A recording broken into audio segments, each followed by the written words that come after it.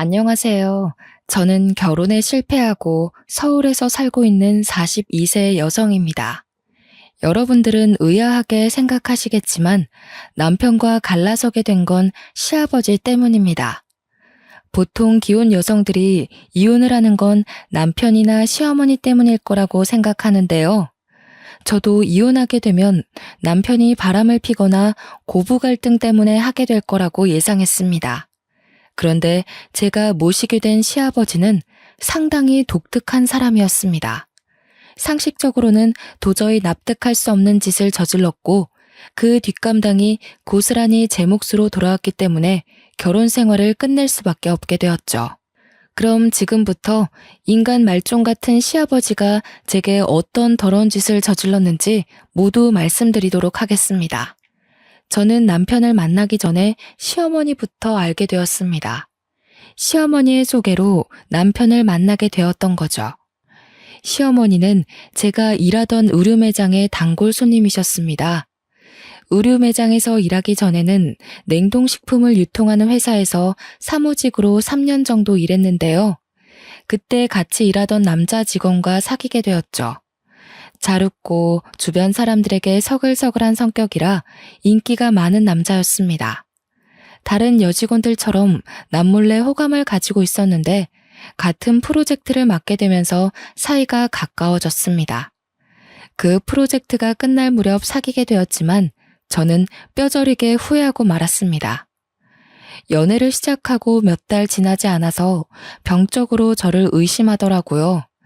정말 의처증이 아닌가 싶을 정도로 저에게 집착했습니다. 전에는 그렇지 않았는데 제가 다른 남자 직원들과 웃으면서 대화만 해도 얼굴 표정이 확 달라졌죠. 어느 날은 갑자기 탕비실로 데려가서 직원들 몰래 협박을 하기도 하였습니다. 다연아, 아까는 왜 그렇게 웃었어? 앞으로 나 말고 다른 남자한테는 눈길도 주지 말고 말도 섞지 마. 아니, 말도 섞지 말라고? 그럼 어떻게 일하라는 거야? 요즘 따라 왜 그래? 집착이 점점 심해지는 것 같아. 나한테 뭐 서운한 거 있어? 도대체 뭐 때문에 그러는 거야? 이유가 있어야 해? 일부러 이러는 거야? 네가 나 보라고 자꾸 딴 남자한테 찝적대잖아. 찝적? 참, 어이가 없어서. 내가 너한테 의심받을 짓 한 적 있어? 우리 이러지 말고 퇴근하고 이야기하자. 지금 직원들 다 듣겠어. 왜? 지금 이야기해. 나 몰래 다른 놈 만나고 있기라도 해? 그런 거 아니라니까. 나중에 이야기하자니까 왜 그래? 나는 내 여자가 다른 놈이랑 히덕거리는 꼴은 절대 못 보니까 지금 고백하라고. 박주철 그놈이 꼬신 거지? 너 그놈이랑 제일 친하잖아. 제가 화가 나서 탕비실을 나가버리니까 그 자식도 멈추더군요. 그 뒤로 헤어지자고 문자로 통보하고 모르는 척 인사도 받아주지 않았습니다. 그런데 저희 집까지 찾아와서 무릎 꿇고 빌면서 정신과를 다니고 있다, 오래전부터 마음이 아팠다, 어쩌고 저쩌고 핑계를 댔습니다. 그 당시에는 그 자식이 불쌍해 보여서 다시 받아주었는데요. 그때 받아주지 말았어야 했습니다. 다시 사귀니까 집착이 날이 갈수록 심해지더라고요. 자기와 같이 있지 않으면 제가 어디서 뭘 하는지 1시간 단위로 보고해야 했고, 전화 통화를 하다가도 주위에서 남자 목소리가 들리면 제가 다른 남자와 연애를 하는 건 아닌지 의심했어요. 심지어 그런 집착 때문에 헤어지자고 하면 제게 폭력까지 썼습니다. 한 번은 제가 헤어지자고 전화로 통보하고 연락처를 싹 다 차단했습니다. 그리고 친구들과 모임 자리를 가졌는데 친구들과 술을 먹고 있는 치킨집까지 찾아왔습니다. 나중에 알고 보니 제 핸드폰에 몰래 위치 추적 어플을 깐 것이었습니다. 그 자식이 친구들 앞에서 한 번만 더 헤어지자고 하면 죽여버리겠다고 살벌한 협박을 해서 제가 질리게 만들었죠. 6개월 넘게 그 자식의 감시를 받으면서 몇 번이나 헤어지자고 했는지 모릅니다. 나한테 도대체 왜 이러는 거야? 내가 헤어지자고 했잖아. 나는 너 감당 못하니까 제발 헤어지고 다른 여자 만나, 어? 너 다른 남자 생겼구나. 그럴 줄 알았어. 언제부터 만났는데? 역시 박주철 그놈이 맞았던 거지? 말이 통하지 않아서 일단 제게 폭력을 쓰지 못하게 살살 달래서 돌려보냈습니다. 제가 결국 이사하고 전화번호까지 바꾼 다음에 헤어지자는 통보를 했는데요. 직장은 도저히 옮기지 못하겠더라고요. 여기보다 좋은 연봉도 없었고 대표님이 한 달만 있어달라고 하던 것이 2달, 3달이 되어버려서 어쩔 수 없었습니다. 제가 대표님께 그만둬야 한다고 몇 번이나 닥달하던 동안 전 남친이란 작자는 회사에 이상한 소문을 퍼뜨려서 저를 아주 곤란하게 만들었습니다. 정신 차리고 보니 회사 내에서 제가 남자 관계가 아주 문란한 여자라는 헛소문이 퍼져 있었습니다. 아무리 아니라고 말해도 전혀 통하지 않았고 결국 저는 이 사실을 대표님께 다 말하고 그만둬야 했습니다. 회사를 그만둔 뒤에도 그놈이 제 번호를 어떻게 알았는지 1달 넘게 전화와 문자를 하면서 저를 쉴 틈 없이 괴롭혔습니다. 어떤 날은 밤 12시부터 다음날 아침까지 300통이 넘는 문자를 쉴 새 없이 보내서 잠을 못 자게 만들었죠. 결국 휴대폰을 해지하고 번호를 또 바꾼 다음에야 그놈과 완전히 헤어지게 되었습니다. 그리고 3개월 정도 쉬고 있었는데 마트에서 일하는 고등학교 선배 언니의 소개로 대형마트 안에 있는 의류 매장에서 일하게 되었어요. 그때 지금의 시어머니를 만나게 된 거죠. 어머, 못 보던 얼굴이네. 이제 새로 들어온 아가씨인가 봐. 네, 안녕하세요 사모님. 정다연이라고 합니다. 앞으로 잘 부탁드려요. 제가 인사를 건네니 같이 일하는 언니가 단골 손님이니까 잘해주라고 말해주더라고요. 시어머니는 처음 봤을 때부터 제게 아주 호의적이셨습니다. 늘 웃으면서 점원인 저를 대해주셨고 말투나 행동을 보아하니 마음이 따뜻하시고 인자하신 분 같았습니다. 그렇게 몇 달이 지난 어느 날 시어머니께서 작은 쇼핑백을 들고 매장을 찾아오셨습니다. 그러더니 대뜸 제게 그 쇼핑백을 건네주시는 거 있죠? 다른 직원한테 들었다. 내일이 생일이라며? 생일 축하해. 신발 하나 샀는데 맞을지 모르겠네. 세상에, 무슨 생일을 다 챙겨주세요. 바빠서 친구들한테 생일 축하도 못 받았는데. 고마워요, 사모님. 1달 전에 우연히 제 생일이 언제인지 말한 적이 있었는데 그걸 기억하고 다른 직원한테 정확한 날짜와 신발 사이즈를 물어본 것 같았습니다. 단골 손님에게 선물까지 받게 될 줄 몰랐는데 저를 딸처럼 생각하면서 챙겨주는 마음에 감격을 받게 되었죠. 그 무렵부터 시어머니께서 매장에 올 때마다 빈손으로 오지 않으셨고 하다못해 캔커피라도 제 손에 쥐어주셨습니다. 그래서 이렇게 따뜻하고 부드러운 마음을 가진 분을 시어머니로 모시고 살면 얼마나 좋을까라는 상상도 해봤는데요. 게다가 시어머니께 아들이 1명 있다는 사실을 알고 있었거든요. 사진을 한번 보여준 적이 있는데 키도 크고 잘생긴 것 같았습니다. 어찌나 아들 자랑을 해주셨는지 얼굴 한번 본 적 없는 아드님 연봉이랑 직업, 나이까지 알게 되었죠. 워낙 조건도 좋고 제 이상형이라 한번 만나보고 싶긴 했습니다. 그런데 시어머니가 저한테 아들 자랑한 이유가 있었는지 제게 뜻밖의 말을 꺼냈습니다. 다연이 넌 사귀는 남자가 있니? 없으면 소개해줄까 하는데. 예전에는 있었는데 헤어진 지 꽤 됐어요. 누굴 소개시켜주려고요? 그럼 내 아들 어떠니? 저번에 사진 봤었지? 이 정도면 얼굴도 잘생기지 않았니? 게다가 돈도 잘 버는데 착하기까지 해. 내 아들이라서 하는 말이 아니라니까. 워낙 집을 좋아하는 놈이라 아직 여자를 못 만나봤어. 네? 이렇게 잘생기고 키도 큰데 여자를 못 만나봤다고요? 말도 안 돼. 내가 거짓말하는 것도 아니고 이놈이 어디가 이상한 것도 아니다. 그냥 성격이 소심하고 소극적이라 그래. 한 번만 만나보고 결정해봐.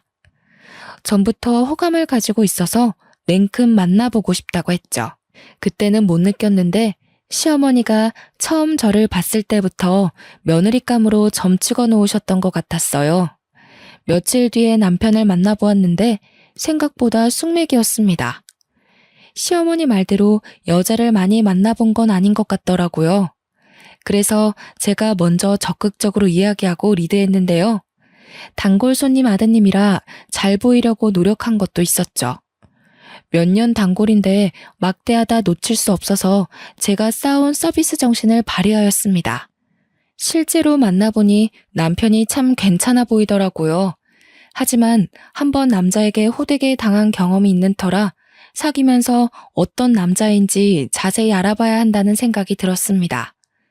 남편도 제가 마음에 들었는지 다음에 만나보자는 약속에 오케이 하더라고요. 그때부터 6개월 정도 진지한 만남을 가지면서 서로에 대해 알게 되었고 마음이 맞아서 결혼을 결심하게 되었습니다.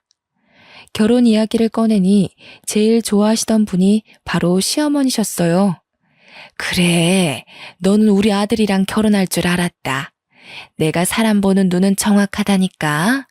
너를 처음 봤을 때부터 우리 준기하고 잘 어울릴 거라고 생각했거든.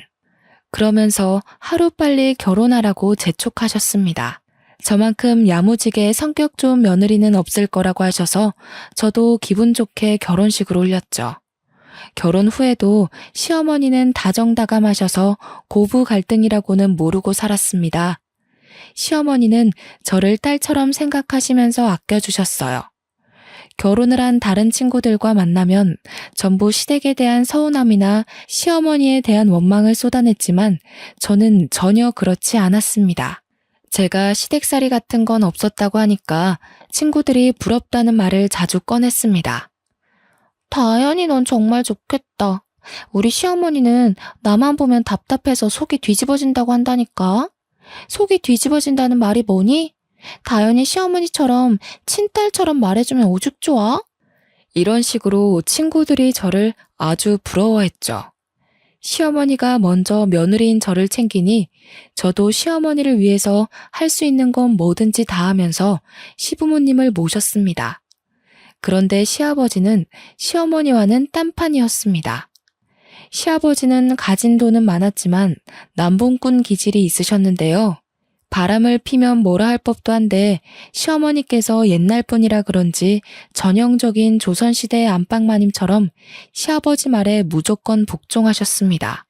원래 시댁에서 농사를 지으셨는데 대대로 물려받은 땅이 많아서 부잣집이 되었다고 합니다. 하지만 시아버지께서 시골에서 농사나 지으면서 살 생각은 없다면서 재산을 전부 처분해서 서울로 올라왔다고 해요. 그 뒤로 사업을 시작했는데 사업가 기질이 있으셔서 크게 성공하신 것 같더라고요. 하지만 그러면 뭐 하나요? 여자를 밝혀도 너무 많이 밝히셔서 밖으로 새는 돈이 더 많았습니다. 제가 시집 왔을 때부터 시아버지는 여러 여자들을 몰래 만나고 다녔습니다. 시어머니도 그런 사실을 알고 있었지만 모르는 척 하셨어요.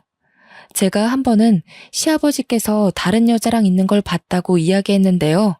글쎄, 어머님이 한숨을 푹 쉬시면서 이렇게 말씀하시는 거 있죠? 그래, 옆동에 사는 여자랑 같이 있었지? 나도 알고 있다. 그런데 뭐 어쩌겠냐. 이 나이에 이혼하는 것도 웃기고 가장이 식구들 밥 굶기지 않으면 그걸로 족한 거야.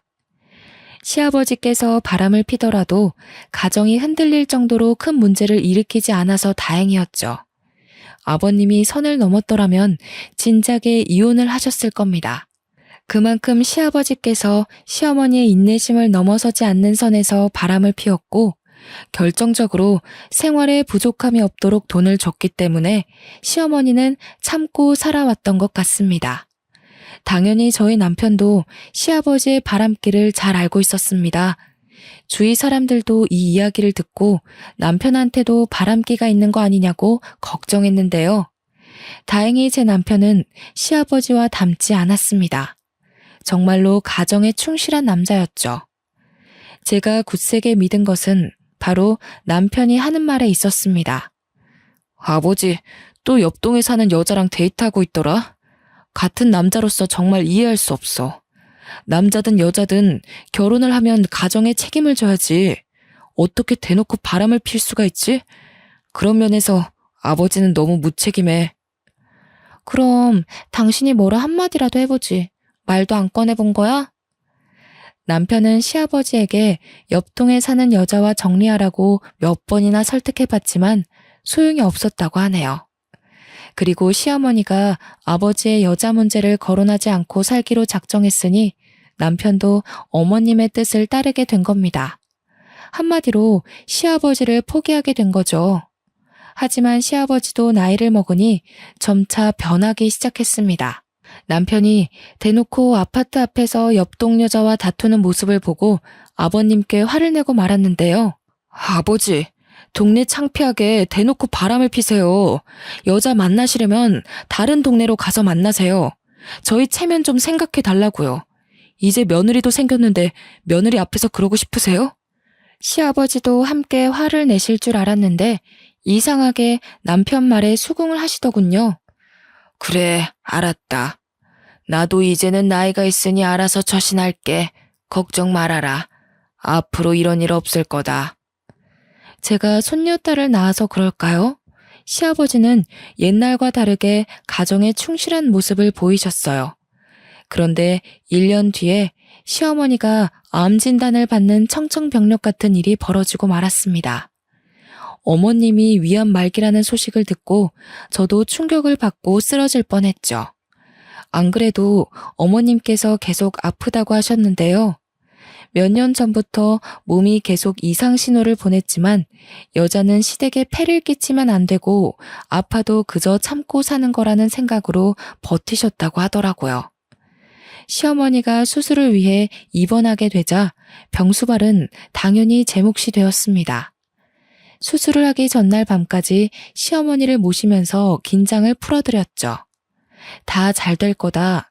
잠깐만 눈 붙이고 오면 모든 게 끝날 거라고 말씀드리는데 어머님께서 제 손을 꼭 잡고 지금껏 감춰왔던 속마음을 털어놓으셨습니다. 얘야, 나 정말 속상하다. 내가 죽을 때가 됐다고 생각하니까 너무 억울해. 마음 같아서는 지금 남편을 찾아가서 무릎 꿇고 빌라고 하고 싶은 마음이야. 나도 여잔데 남편이 다른 여자랑 놀아나는 걸 그저 보고만 있어야 하는 내 마음이 어땠겠니?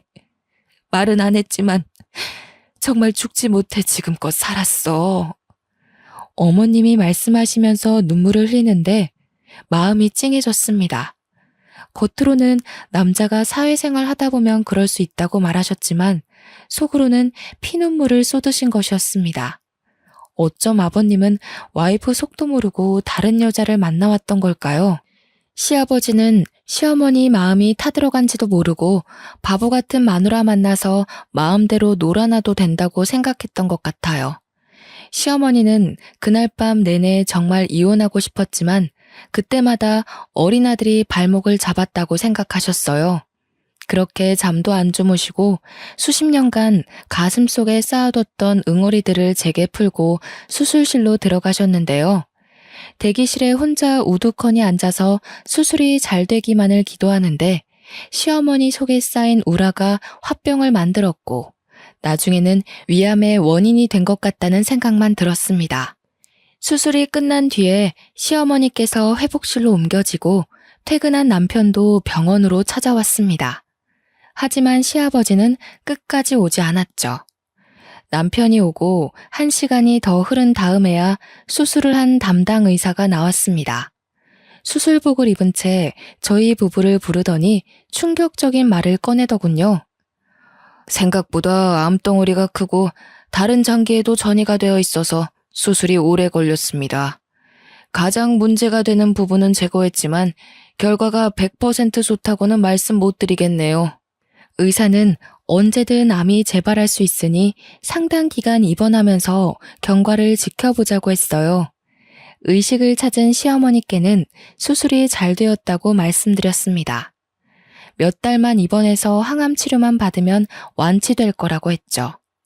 하지만 시어머니는 제 말을 믿지 않는 건지 힘없이 고개를 끄덕이셨습니다. 저도 왠지 모르게 어머님이 오래 못 버틸 것 같아 불안한 마음이 들었어요. 그래서 시아버지께 전화를 드렸지만 핸드폰 전원이 꺼져 있는 것 같았습니다. 너무 화가 난 나머지 남편을 병실에서 데리고 나와서 괜히 목소리를 높이기도 했죠. 아니, 아내가 암 수술을 받았는데 아버님은 어디서 뭘 하고 있길래 병원에 코피기도 비치질 않는 거야? 당신이 전화해 봤어? 내 전화만 안 받는 거래? 나도 몰라. 그냥 부르지 마. 엄마가 집에 없으니 살판 난 거겠지. 난 기대하지도 않았어. 제 생각도 그랬습니다.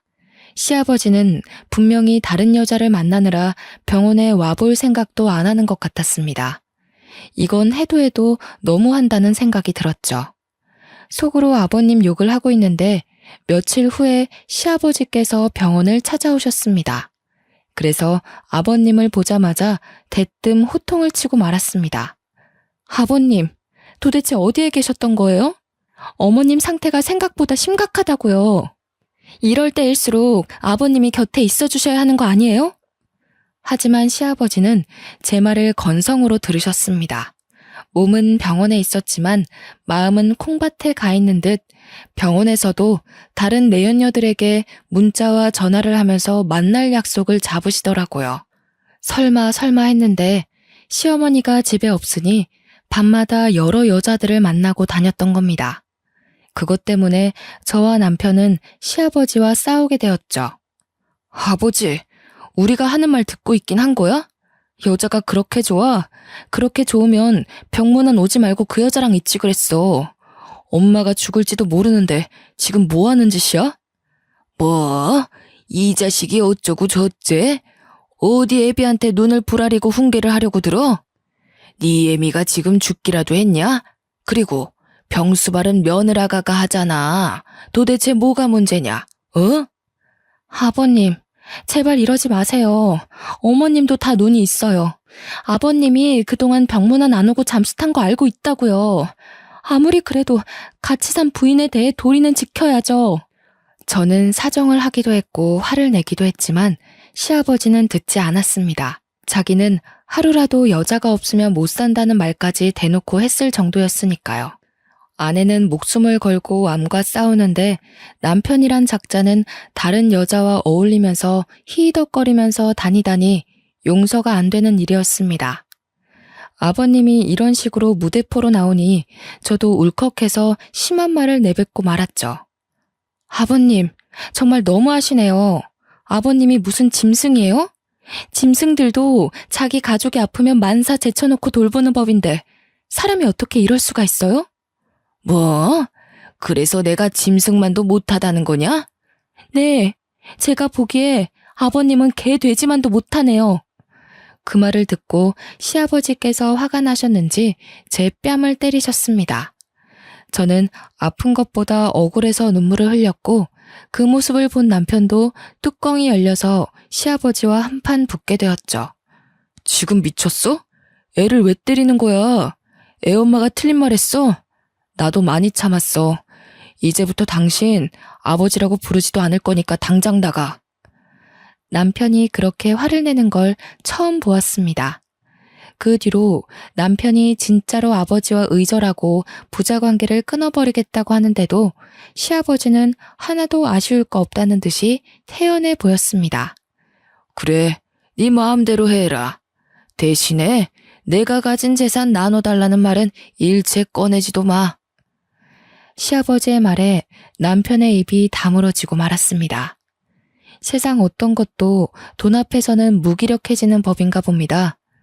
제가 아버님께 뭐라 할 수도 남편을 닥달해 연을 끊으라고 할 수도 없었죠. 그렇게 아버님과 정리되는 거 없이 시어머니의 기약 없는 치료는 계속 이어졌습니다.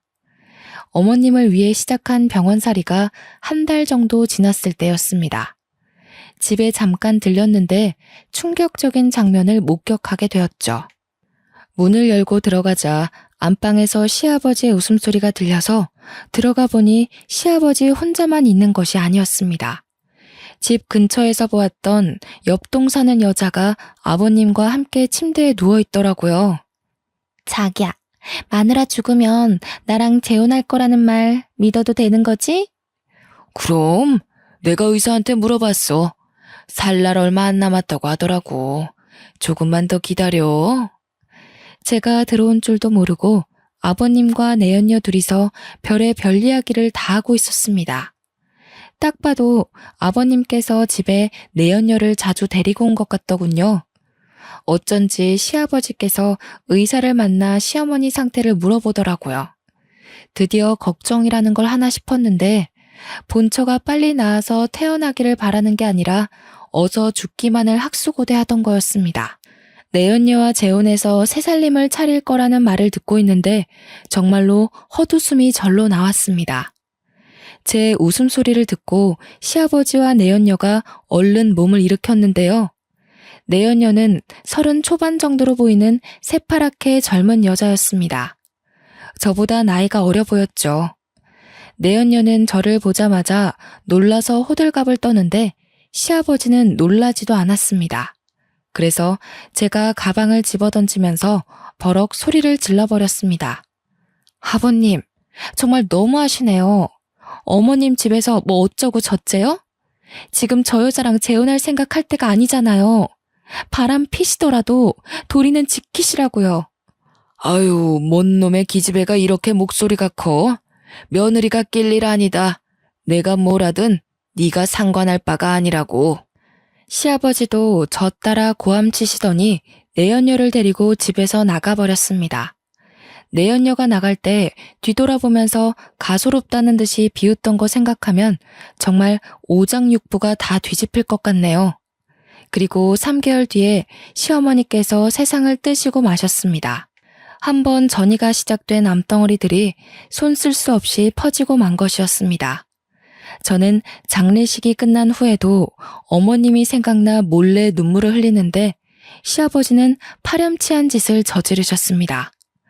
시어머니 장례식을 치른 지 얼마나 됐다고 저보다 어린 내연녀를 집으로 데리고 와서 당장 재혼을 하겠다고 선언한 겁니다.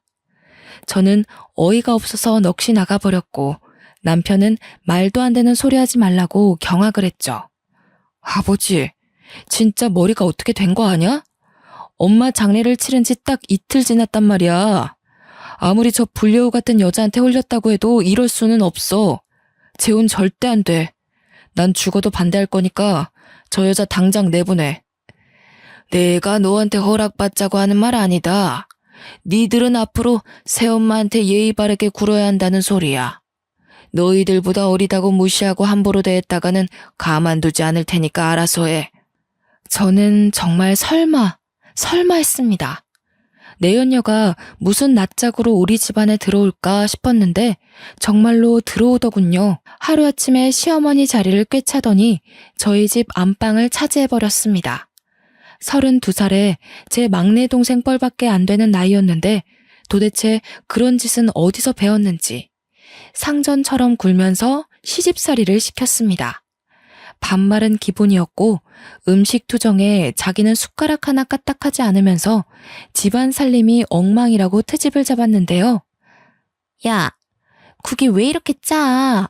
살림하는 여자가 간도 제대로 못 맞추면 어쩌자는 거야? 당장 다시 끓여와. 처음에는 제 길을 꺾고 시어머니 대접을 받으려고 사사건건 트집을 잡는 것 같았습니다. 하지만 저도 그냥 당하고 있을 수는 없는 노릇이었죠. 몸종 취급하지 마. 내가 만든 음식이 입에 안 맞으면 네가 직접 해먹어. 아니면 주면 주는 대로 군말 없이 받아 먹어야지. 뭐? 이게 시어머니한테 무슨 말버릇이야? 너 다시 말해봐. 지금 뭐라 했어? 눈을 부릅뜨고 노려보면서 앙칼진 목소리로 소리치는데 정말 가소롭더군요.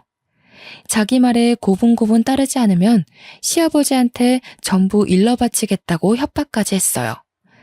내연녀가 집에 들어와서 막 나가는데 얌전히 있을 수 없죠.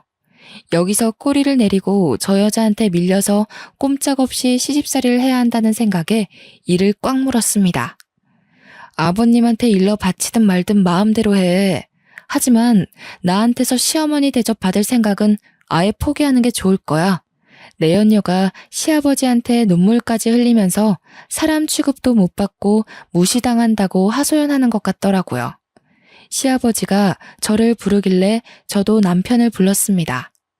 당연히 남편은 제 편을 들어줄 거라고 예상했는데 남편의 태도가 이상했어요.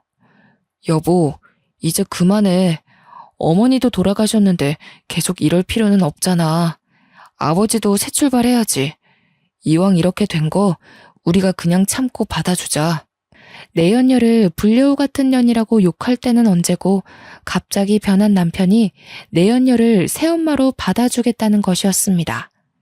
이제 시댁에서는 저 혼자 시아버지의 내연녀와 맞서게 된 거예요. 혼자서 내연녀를 배척하고 아버님과 말싸움을 하고 있으니 외톨이가 된 기분이 들었습니다. 제가 너무한 것 같다는 생각도 들고 이쯤 되면 저도 내연녀를 시어머니로 인정해야 하는 고민도 들 무렵이었습니다. 그때 믿을 수 없는 충격적인 사실을 알고 마음을 고쳐먹게 되었습니다. 사건의 시작은 우연히 본 남편의 휴대폰에서 시작되었습니다. 문자 알림이 떠서 봤는데 등골이 서늘해졌습니다. 남편이 소개팅을 한 것 같더라고요. 그래서 며칠에 걸쳐서 남편의 휴대폰 비밀번호를 알아냈습니다. 2580을 누르고 새벽에 몰래 남편 휴대폰 살펴보는데 제가 본 게 확실하더군요. 준기야, 내가 소개해준 혜정이는 어때? 마음에 들어? 네, 마음에 들어요. 주희보다는 훨씬 나은 것 같아요. 당연하지. 혜정이가 나랑 같이 일할 때부터 인기 많았어. 지금은 은퇴했으니까 네가 데리고 놀 수 있는 거지. 옛날 같으면 네가 감히 상대도 못하는 에이스였다고. 그 문자를 쭉 읽는데 휴대폰을 보던 손이 덜덜 떨렸고 머릿속이 텅 비는 느낌이 들었습니다. 몇 번이나 다시 읽어봐도 내연녀가 남편에게 여러 명의 여자를 소개시켜준 것 같더라고요. 불륜으로 들어온 새엄마가 자기보다 나이 많은 의붓아들에게 바람을 피우도록 부추긴 거였습니다. 에이스가 대체 뭘까 생각하고 있는데 시아버지께서 내연녀가 한때 유흥업소에서 일했다고 한 기억이 났습니다. 그래서 남편과 주고받은 연락은 더 없나 살펴보았죠. 그 문자들을 다 본 순간 내연녀가 남편에게 왜 여자들을 소개해주면서 바람을 피우도록 만들었는지 알아냈습니다. 사실 내연녀는 집에 들어온 지 한 달도 안 돼서 본색을 드러냈습니다. 시아버지가 가진 재산에 눈독을 들이더라고요. 자기 아버지보다 나이 많은 남자랑 결혼한 이유가 뭐겠습니까? 당연히 돈이겠죠. 내연녀는 시아버지의 환심을 사서 재산을 가로채려는 것 같았습니다. 딸 같은 내연녀에게 푹 빠져있던 시아버지는 내연녀가 원하는 건 뭐든지 들어주려고 했습니다. 그런데 남편이 내연녀가 시아버지의 재산을 가지고 있는 걸 반대했어요. 남편이 아무리 반대하더라도 시아버지 재산인데 왜 남편 눈치를 봐야 하는지 내연녀는 이해할 수 없었죠. 시아버지가 남편 눈치를 볼 수밖에 없긴 했습니다. 그건 바로 돌아가신 시어머니 때문이었는데요. 시아버지는 제가 결혼하기 3년 전부터 내연녀와 동거를 하다가 들킨 적이 있었다고 합니다. 저는 그 이야기를 남편에게 들었죠. 그 당시만 해도 시어머니께서 지금 당장 이혼하겠다고 난리를 피우셨대요. 그러자 시아버지께서 자기 재산의 절반을 줄 테니 한 번만 눈 감아달라고 애원했다고 합니다. 시어머니는 각서와 공증을 받은 다음에 이혼 소송을 포기했다고 하고요. 그리고 그때 받은 재산을 돌아가시기 전에 남편에게 모두 주었다고 하는데요. 그러니 시아버지의 재산 중 절반은 남편 거나 다름없었습니다. 내연녀도 그 사실을 알고 여자들을 소개시켜주면서 남편을 자기 편으로 끌어들였던 겁니다. 둘이 주고받은 문자와 톡을 보니 남편은 이미 내연녀가 소개해준 여자들과 바람을 피우는 재미에 완전히 빠져 있었습니다. 다른 건 몰라도 절대 바람은 피우지 않을 거라고 믿었던 남편이었는데 저 몰래 여자들과 놀고 있었다니 허탈하고 어이가 없어졌습니다. 이대로 있다가는 남편도 내연녀에게 홀려서 자기가 가진 재산을 전부 내줄 것 같았죠.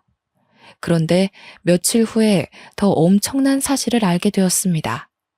밤에 잠을 자다가 화장실에 가려고 나왔는데 안방에서 시아버지와 내연녀가 뭐라 이야기하는 소리가 들려왔습니다. 어때? 내 말대로 하니까 확실히 효과 있지? 그래. 내가 소개시켜준 여자한테 푹 빠져서 다행이지. 준기가 자기 재산은 당신한테 다시 돌려주기로 했어. 여보 정말 고마워. 내가 뭐라고 그랬어?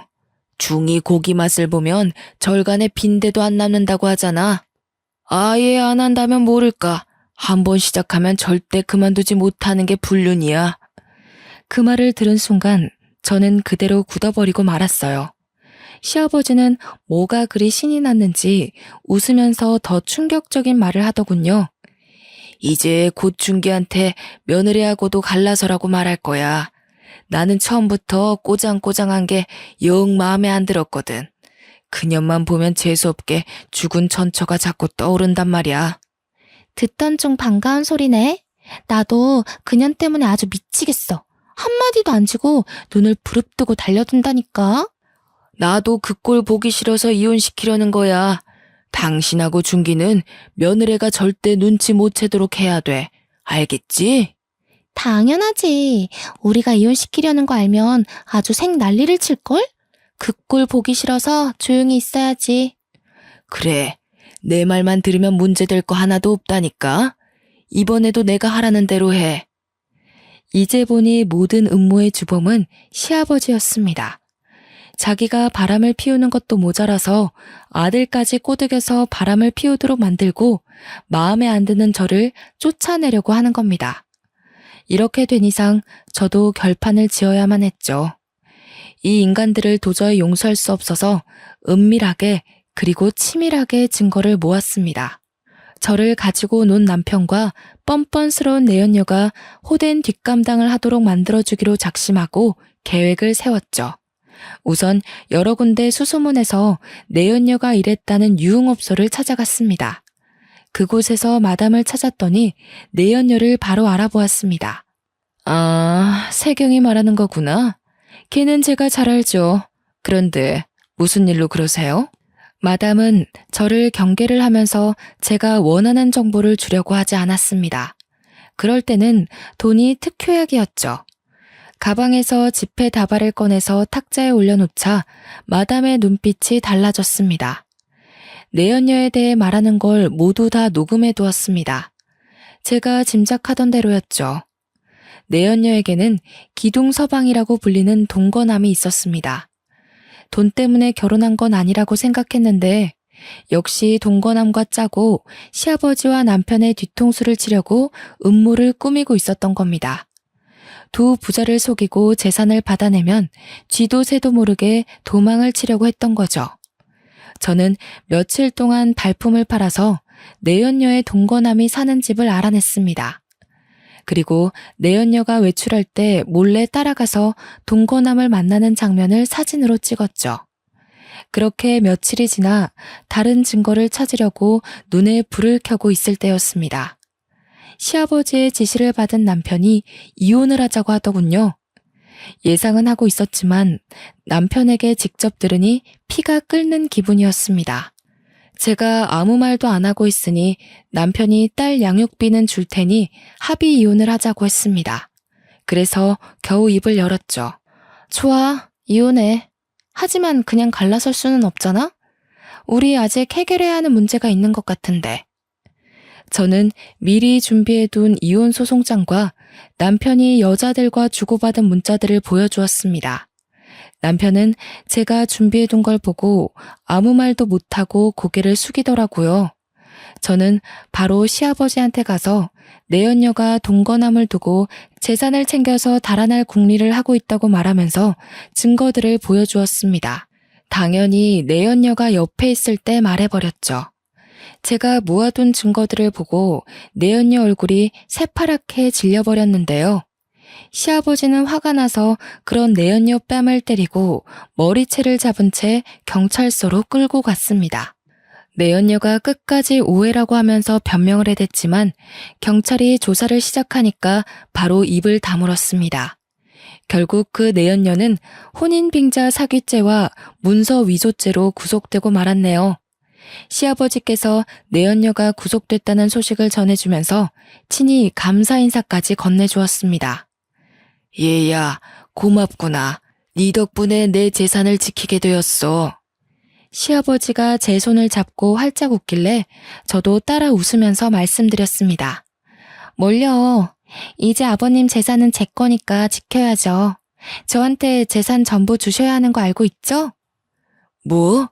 내 재산을 너한테 전부 다 줘야 한다고? 갑자기 왜? 시아버지는 대번에 얼굴이 굳히면서 물어보시더라고요.